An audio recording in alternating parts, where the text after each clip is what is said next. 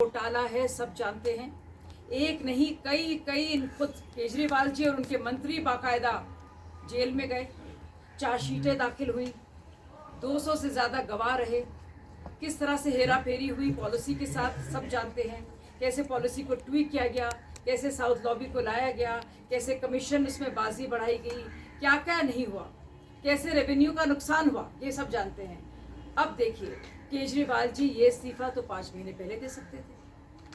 कार्यभार संभाल नहीं पा रहे हैं, फाइल साइन नहीं कर सकते, सीएम ऑफिस जा नहीं सकते, तो अब क्यों? ये तो पहले भी नहीं कर सकते थे। अब उनकी नज़र दरअसल चुनाव में है और वो जानते हैं कि वो बहुत देर तक खैर नहीं मना सकते। और क्यों नहीं खैर मना सकते? क्योंकि ट्रायल शुरू होने वाला है। वो असली पूरी तरह से जानते हैं कि क्या है असलियत, तो पूरी जो हकीकत है जन्नत की उन्हें पता है और इसीलिए वो जल्दबाजी कर रहे हैं। वो जानते हैं जैसे ही ट्रायल शुरू होगा, जो भी सारा पुलंदा है, जो जखीरा है प्रूफ्स का, वो पूरी तरह से उजागर होगा और फिर तो हवालात की ही हवा उनको नसीब होगी। क्या सीएम बनने के सपने देखेंगे? तो एक आखिरी मौका है, आखिरी ये सुर्रा है, ये सियासी उनकी पैतरेबाजी है, ये उनकी चलत्तरबाजी है, ये उनकी शातिर दिमागी है कि अब किसी तरह से सिंपैथी कार्ड खेलकर ट्रायल शुरू होने से पहले ये फैसला पूरी तरह से वो डाल रहे हैं जनता पर।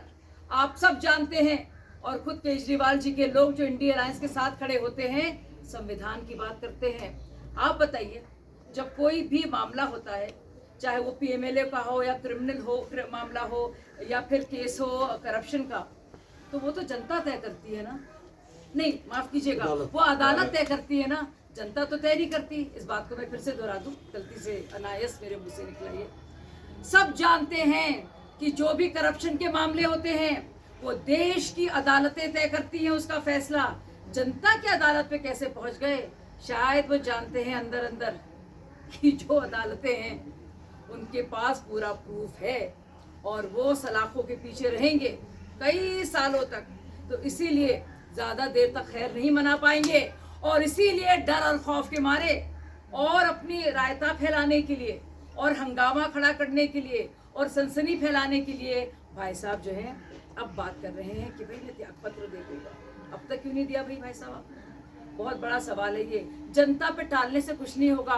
देश की अदालतें हैं, रूल ऑफ लॉ में हम बिलीव करते हैं, संविधान के साथ हम खड़े हैं और देश की अदालत तय करेंगी किसके साथ क्या होना है, कौन कितना करप्ट है, कौन जाएगा जेल, किसको मिलेगी बेल, ये अदालत तय करेगी।